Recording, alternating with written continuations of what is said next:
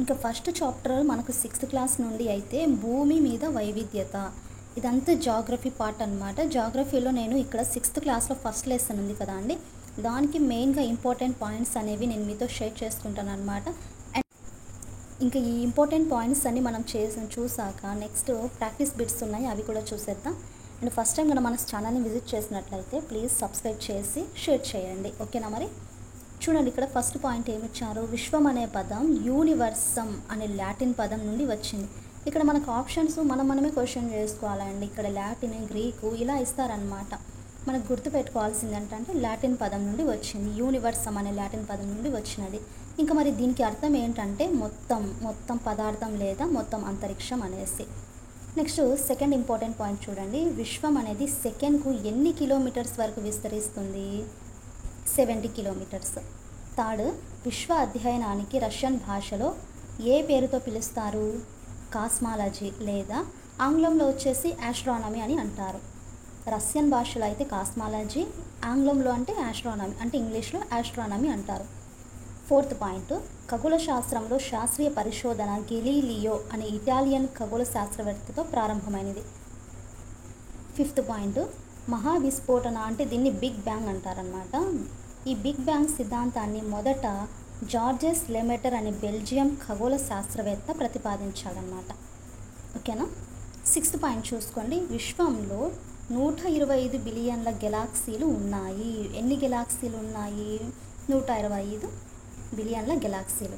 Next sixth point, శాస్త్రవేత్తల అంచనా ప్రకారం 4.6 బిలియన్ల సంవత్సరాల క్రితమే సౌర కుటుంబం ఆవిర్భవించింది. ఎన్ని సంవత్సరాల క్రితం మనకు సౌర కుటుంబం ఆవిర్భవించిందంటే 4.6 బిలియన్స్ ఇయర్స్ బ్యాక్ అనమాట. నెక్స్ట్ పాయింట్, భూకేంద్రక సిద్ధాంతాన్ని ప్రతిపాదించింది. కళ్ళు మూసుకుని ఆన్సర్ చేయొచ్చు అంటే టాలమీ అనేసి.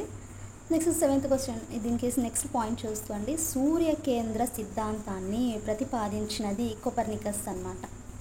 Next point, George de Buffon ప్రకారం ఒక పెద్ద తోకచుక్క సూర్యుని ఢీకొన్నది. ఈ ఘర్షణ వల్ల సూర్యుని నుండి పెద్ద మొత్తంలో పదార్థాలు విడిపోయిందనమాట. విడిపోయిన పదార్థం క్రమేణా చల్లబడి ఈ గ్రహాలు, ఉపగ్రహాలు మనకు ఏర్పడ్డాయి. చూడండి, ఇక్కడ సూర్యుని నుండి పెద్ద మొత్తంలో పదార్థం అనేది విడిపోయిందనమాట. ఆ విడిపోయిన పదార్థాలు చల్లబడి మనకు గ్రహాలు, ఉపగ్రహాలాగా ఏర్పడ్డాయి. నెక్స్ట్ పాయింట్, జార్జ్ డి బఫన్ది మొదటి పరికల్పనగా పరిగణించవచ్చు.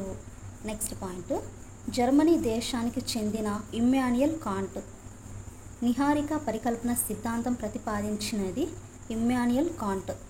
కాంట్ ప్రకారం ధూళి రేణువులు గురుత్వాకర్షణ బలం వల్ల ఒకదానికి ఆకర్షితమై పదార్థంగా ఏర్పడ్డాయి. నెక్స్ట్, రేణువుల మధ్య ఉష్ణోగ్రత పెరిగి వాయురూపం పొంది కాంతిని విడుదల చేయడం జరిగింది. నెక్స్ట్ పాయింట్ చూడండి, లాప్లాస్ అనే ఫ్రెంచ్ శాస్త్రవేత్త సౌర వ్యవస్థ పుట్టుకను తెలిపాడనమాట.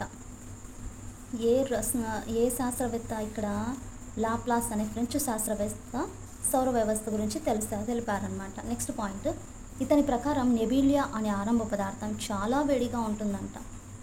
నెక్స్ట్ పాయింట్, తర్వాత చల్లబడి ఘన పరిమాణం తగ్గి భ్రమణం పెరుగుతుంది. నెబ్యులా నుండి వలయాల రూపంలో పదార్థం వేరుబడి గ్రహాలు, ఉపగ్రహాలు ఏర్పడ్డాయి. బిగ్ బ్యాంగ్ సిద్ధాంతాన్ని ఎడ్విన్ హబుల్ 1920లో ప్రతిపాదించారు. బిగ్ బ్యాంగ్ సిద్ధాంతాన్ని ఏ ఇయర్లో మనకు ప్రతిపాదించారు? 1920లో. అండ్ ఎవరు మనకు ప్రతిపాదించారంటే ఎడ్విన్ హబుల్. నెక్స్ట్ పాయింట్ చూడండి, విశ్వ ఆవిర్భావంలో మానవ పరిమాణం అనేది పాలిపోయిన నీలం చుక్కగా పేర్కొన్నది అని ఎవరన్నారు? కార్ల్ సగాన్. నెక్స్ట్ పాయింట్, ప్రస్తుతం విశ్వము 13.7 బిలియన్ సంవత్సరాల క్రితం చిన్న అణువు నుండి ప్రారంభమైందంట. ఎన్ని సంవత్సరాల క్రితం? 13.7 బిలియన్ సంవత్సరాల క్రితం. నెక్స్ట్ పాయింట్, విశ్వం గెలాక్సీ యొక్క ఒక అంచు నుంచి మరో అంచుకు దూరం ఎన్ని కాంతి సంవత్సరాలు? 1,20,000. గెలాక్సీ యొక్క అంచు నుండి మరొక అంచుకు గల దూరం ఎంత? 1,20,000. శాస్త్రవేత్తల అంచనా ప్రకారం 4.6 బిలియన్ల సంవత్సరాల క్రితమే మన సౌర కుటుంబం ఆవిర్భవించింది. నెక్స్ట్, పర్యావరణం అనే పదం ఫ్రెంచ్ పదం అయిన ఎన్విరానర్ అంటే పొరుగు అనే పదం నుండి ఉత్పన్నమైంది. నెక్స్ట్ ఇక్కడ చూడండి, ప్రపంచ పర్యావరణ దినోత్సవం మనం ఎప్పుడు జరుపుకుంటాము? జూన్ 5న. పర్యావరణము ఎన్ని రకాలుగా ఉంటుంది? 1 సహజ పర్యావరణము, 2 మానవ నిర్మిత పర్యావరణం, 3 మానవ పర్యావరణం. నెక్స్ట్ మార్చి 22వ తేదీన ప్రపంచ జల దినోత్సవము. భూమిని జలయుత గ్రహం అని పిలుస్తారు. భూమిపై ఎన్ని వంతుల నీరు ఉంటుంది? 2/3. ప్రపంచ ఓజోన్ దినం సెప్టెంబర్ 16. విపత్తులు ఎన్ని రకాలు? ప్రకృతి విపత్తులు, నెక్స్ట్ మానవ కారక విపత్తులు. సంసిద్ధత, ప్రమాదాల నివారణ, స్పందించడం అనేది విపత్తు నివారణ పద్ధతులు. విపత్తు కలిగినప్పుడు ప్రణాళిక రూపొందించి నిర్వహించడం, అమలు చేయడం యొక్క నిరంతరం మరియు సమగ్ర ప్రక్రియను విపత్తు నిర్వహణ అంటారు. నెక్స్ట్ తొలిసారిగా 10వ పంచవర్ష ప్రణాళికలో విపత్తు నిర్వహణ అభివృద్ధి అంశంగా నిర్ణయించబడింది. ఎనఫ్ అండి, ఇక్కడికి మనకు ఇంపార్టెంట్ పాయింట్స్ అనేవి ఇచ్చారనమాట. నెక్స్ట్ ఇక్కడ మనకు ప్రాక్టీస్ బిట్స్ ఇచ్చారు. ఈ ప్రాక్టీస్ బిట్స్ని నెక్స్ట్ వీడియోలో అప్లోడ్ చేస్తాను. ఓకేనా? అంతవరకు keep watching our videos and please do like and share, subscribe to my channel.